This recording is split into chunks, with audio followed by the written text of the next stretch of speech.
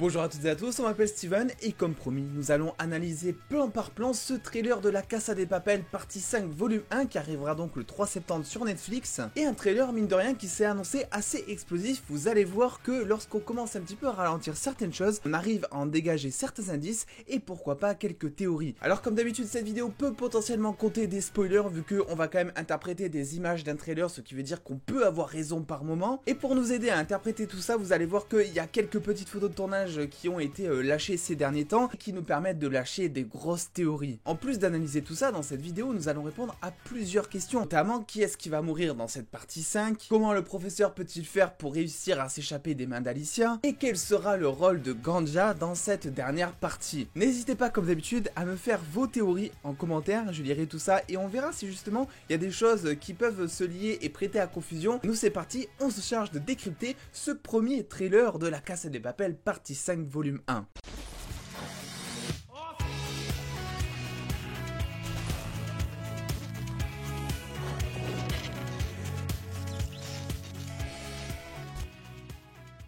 Et on commence ce trailer avec un plan d'ensemble qui montre tout simplement la ville de Madrid et notamment la banque. On peut le voir grâce aux foules qui s'y trouvent un petit peu partout, à droite déjà, donc des personnes que l'on avait déjà vues, mais aussi devant l'entrée de cette énorme banque. On peut le voir ici, je crois que c'est d'ailleurs quelque chose de nouveau. Est-ce qu'ils sont en train de manifester? Pourquoi ne sont-ils pas avec les autres? C'est la question qu'on peut se poser. À son centre évidemment, devant la porte d'entrée, nous pouvons voir que les militaires sont déjà arrivés. On peut le voir grâce à ces fameuses voitures. Il n'est pas question ici de flics, mais bel et bien de militaires. Et les militaires, c'est un truc dont on va revenir assez souvent dans ce trailer vu que j'ai l'impression que ça va être un petit peu ça le centre et le gros rebondissement de cette histoire. Vous allez voir qu'on a des choses intéressantes. Évidemment après s'ensuit une grosse scène de flashback pour nous faire en même temps un petit récap et en même temps introduire les propos de Tokyo qui est toujours la narratrice de l'histoire. Je reviendrai après sur ça concernant quelques théories. Et c'est là où on commence à avoir notre premier indice finalement. On s'est tous demandé ou pas comment Alicia va-t-elle faire pour tout simplement emprisonner le professeur. Et on voit qu'elle lui donne un gros coup de crosse en plein dans la figure, ce qui va probablement l'assommer et l'assommer assez longtemps justement afin qu'elle puisse enchaîner le professeur. Suite à ça, Lisbonne et toute l'équipe se rendant compte de rien, ils appellent le professeur pour leur demander de l'aide, pour leur demander un plan ou juste pour lui demander si elle a mis du sel dans son couscous. Et elle aura la mauvaise surprise de tomber sur Alicia. Et là-dessus, je pense que le trailer a peut-être accéléré les choses. Je pense qu'il y a eu peut-être une grosse discussion de Lisbonne, peut-être elle en train de se livrer à la radio envers le professeur. Alors pas quelque chose d'intime parce qu'il y a quand même d'autres personnes de la banque autour de Lisbonne. Et je pense qu'il est possible que Lisbonne, qui a d'ailleurs depuis remis sa tenue de La Casa de Papel, parce que bon, dans la dernière saison, la dernière fois qu'on l'a vue, elle était en tenue noire, était tout simplement en train de dire au professeur des choses et s'est rendu compte peut-être après un monologue, grâce à l'intervention d'Alicia dans le plan d'après, que effectivement, le professeur n'était plus trop en état de parler. Il est possible que lorsque Lisbonne tombe sur Alicia au lieu du professeur, elle demande une preuve à celle-ci, comme quoi il est bien vivant et qu'il va très bien, et c'est pour ça que le professeur est autorisé à parler à ce moment-là pour dire tout simplement qu'il a été découvert, que c'est peut-être la dernière fois qu'on l'entend et qu'il va falloir qu'il se débrouille tout seul. On a la confirmation aussi que Alicia est toujours enceinte, elle n'aura pas accouché avant que le professeur soit enchaîné et ça c'est très important, ça peut offrir vraiment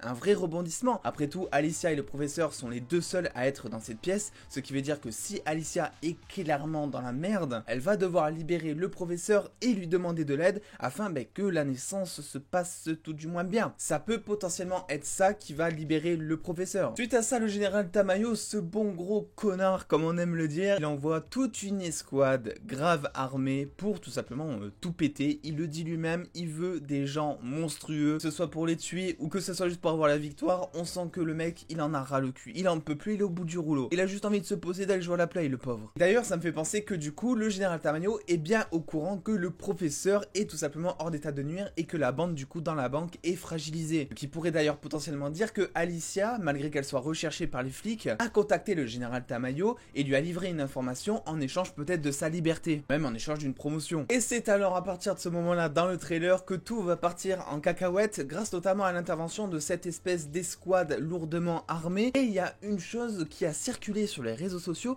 notamment ce soldat, vous le voyez, sa tête jusque-là n'a rien de très anormal, sauf que quand on la compare à la tête du professeur, c'est vrai que ça porte quand même à confusion et qu'on pourrait très vite se dire que en fait fait le professeur il a une nouvelle ruse, celle un petit peu de s'introduire dans cette équipe militaire pour s'enfuir déjà d'Alicia dans un premier temps, mais aussi afin d'aider les braqueurs depuis l'intérieur de la banque. Ce serait d'ailleurs la première fois que le professeur rejoindrait directement la banque en période de conflit extrême. Personnellement je suis pas vraiment convaincu de cette théorie, même si c'est vrai que cette image peut vraiment porter à confusion. Après tout déjà le militaire est maquillé, il porte un casque, et en plus de ça je me dis que Netflix aurait tout simplement jamais mis un espèce de gros rebondissement comme ça dans un trailer. De rien ça aurait été plutôt une bonne idée, j'aurais aimé voir ça, mais personnellement pour l'instant je n'y crois pas trop. On a ensuite toute cette escouade qui est en train d'escalader le mur de la banque, probablement pour rentrer par le toit, l'entrée étant peut-être beaucoup plus surveillée par les braqueurs. En tous les cas ils font pas ça pour s'infiltrer je pense, vu que ils montent clairement en plein jour devant les fenêtres etc, ce qui fait que la bande de la Casa de Papel dans la banque va très largement être prévenue un petit peu des agissements de Tamayo, et vont être prévenus effectivement qu'ils ont plutôt intérêt à se préparer physiquement parce que ça va barder. Et c'est là où je vous parlais des photos de tournage, vu qu'il y a quelques mois je vous l'avais partagé déjà en vidéo. On sait que Gandia sera peut-être le leader de cette escouade. Alors on a fini la partie 4 en voyant Gandia qui était tout simplement assommé par Bogota. On voit dans ce trailer que maintenant il est torse nu, je ne sais pas trop pourquoi, et que surtout il est libéré et qu'il s'en prend surtout amène plein la gueule. Ça fait extrêmement plaisir. Et pourtant le trailer nous a offert un petit peu la résolution à tout ça, vu que à la toute fin, la dernière image du trailer, on voit que Gandia a été tout simplement libéré par les braqueurs avec ce qui semble être une fumigène ou de la dynamite, je sais pas trop, scotché directement sur le corps. Il est possible du coup que Gandia, cette affaire, en fasse une affaire personnelle, et ça serait pas très étonnant, et qu'il décide un petit peu de se joindre à cette nouvelle escouade. Ça serait en plus un argument de taille, vu que tout simplement Gandia connaît les couloirs de la banque par cœur, il pourrait guider toute l'escouade entière à se faufiler, il connaît aussi certains membres, il sait qui il faut attaquer peut-être en premier. Donc voilà, on a notre réponse, Gandia va définitivement être libéré par un petit peu toute la bande pour ensuite être convaincu de retourner à l'intérieur afin de terminer sa vengeance. Il est possible aussi qu'à ce moment-là, Alicia veuille faire parler le professeur sur quelque chose. On ne sait pas vraiment sur quoi en vrai, ça pourrait être aussi pour que Alicia puisse le convaincre de quelque chose qu'elle veut faire, mais clairement je pense que cette scène peut être qualifiée de torture, d'autant plus que Alicia, on le sait notamment avec Rio, la torture c'est quelque chose un petit peu qui la connaît. Et là on rentre un petit peu dans les théories de qui va mourir dans cette saison, et pour l'instant juste à cause de ce trailer, j'ai un petit peu on va dire deux doutes. Premièrement, le professeur pourrait mourir dans cette saison, vu que c'est un petit peu le père de toute chose dans la Casa de Papel, et que vu qu'on sait que c'est la dernière saison, il se pourrait bien et bien que le plus gros impact émotionnel que l'on ait en tant que spectateur, ça serait que le professeur meure tout simplement. Et on le sait, que ce soit les acteurs ou même le showrunner de la série, ils ont tous bel et bien dit que cette série serait chargée en émotions. La deuxième solution pour moi serait que Tokyo meure dans cette saison. Alors je vous arrête tout de suite parce que ça fait des mois que je vois ça, il y en a beaucoup qui disent oui mais c'est pas possible parce que c'est Tokyo qui raconte l'histoire, autrement dit c'est elle qui va rester potentiellement vivante à la fin de la série. Et détrompez-vous parce qu'il y a eu énormément de séries où justement on a eu une actrice en guise de narratrice qui est morte direct à la saison 1 et ensuite qui a continué un petit peu à raconter l'histoire jusqu'à la saison 7 ou 8. Le truc qui me vient en tête là c'est Desperate Housewives, on a donc un personnage de la saison 1 qui a été mort dès la saison 1 mais qui a ensuite continué de raconter l'histoire en voix off durant toutes les dernières saisons. D'autant plus que Tokyo ici est un élément non négligeable vu qu'on a l'air de pas mal s'intéresser à elle dans cette partie. On va avoir des flashbacks avec notamment son ex, rappelez-vous, un braquage qui a mal tourné, ce qui a tout simplement tué son ex. On a aussi quelques extraits à côté de Monica qui pleure, de Denver qui pleure, mais surtout de Rio qui a l'air d'avoir une haine mais incommensurable. Et moi je me pose une question, qu'est-ce qui pourrait vraiment mettre Rio dans cet état? On voit en plus de ça que Tokyo et Rio ont eu l'air de se rabibocher justement un petit peu avant, donc Tokyo pourrait potentiellement mourir dans cette dernière partie. Dites-moi ce que vous en pensez en commentaire. Ça j'ai quand même oublié, mais on a ce connard de Gandia quand même qui imite la manière dont Nairobi a été tué, une balle dans la tête en arrière qui s'effondre ensuite. Et ça, vous l'imaginez, ça nous a pas plu à nous les fans, mais aussi à Tokyo qui a tout simplement mis un gros coup dans la gueule à ce connard de Gandia. Je pense que je vais l'appeler tout le temps le connard de Gandia dans cette vidéo. Est-ce que c'est bon pour vous? J'ai aussi l'impression que en l'absence du professeur, c'est Lisbonne qui va prendre un petit peu le lead de toute la bande. On la voit quand elle motive les troupes à ce moment-là, disant que rien n'est perdu. On le voit aussi dans ce plan où on a l'impression, grâce à un plan un petit peu en contre-plongée, que Lisbonne est un petit peu au-dessus des autres. Et en plus de ça, j'ai envie de dire, ça paraît logique, elle a travaillé pendant longtemps en tant que négociatrice, et c'est pour ça aussi que je me dis que ce plan pourrait être un plan, entre guillemets, pour négocier quelque chose. On le voit en plus de ça juste ensuite avec Denver qui a l'air de tenir un drapeau blanc dans la main, ce qui veut potentiellement dire que, encore une fois, les braqueurs vont essayer de négocier avec les flics, avec Lisbonne au centre de tout ça, vu que, rappelez-vous, Lisbonne était négociatrice dans une vie antérieure. Alors on a une image de Marseille dans ce trailer, mais ça nous donne malheureusement pas assez d'indices pour en parler. Marseille, vraiment un personnage qui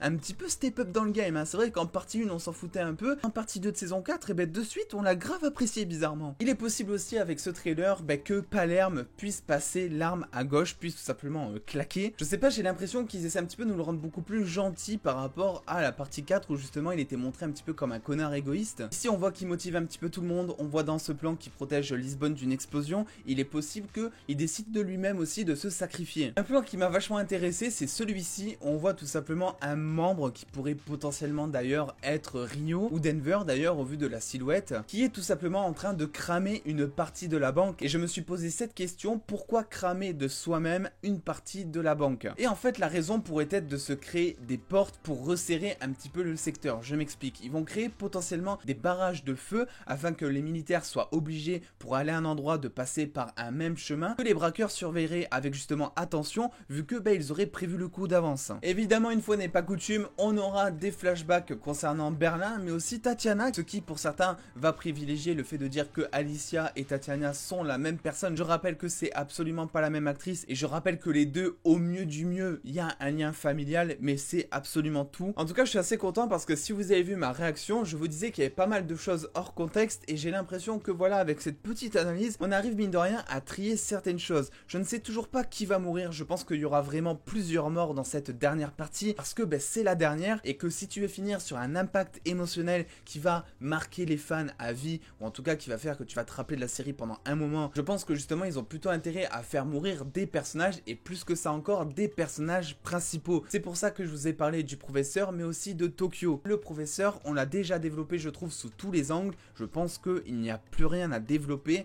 et que au contraire la seule chose qui reste à faire c'est potentiellement de le faire mourir, ce qui va aussi pour les braqueurs créer un levier émotionnel tellement important, c'est peut-être ça qui va permettre de les booster et de pouvoir sortir de là avec l'or ou pas, telle est la question. Bref, n'hésitez pas un petit peu à me donner vos théories en commentaire, surtout qui va mourir dans cette fameuse partie 4 mine de rien. On se retrouve très vite demain pour une analyse de trailer autour de Venom 2 comme promis. N'hésitez pas à me suivre sur les réseaux sociaux pour avoir beaucoup plus de news en exclusivité et en avance et à lâcher le petit pouce bleu si cette petite analyse vous aura plu. Et en attendant les dos, prenez soin de vous, faites-vous bien kiffer.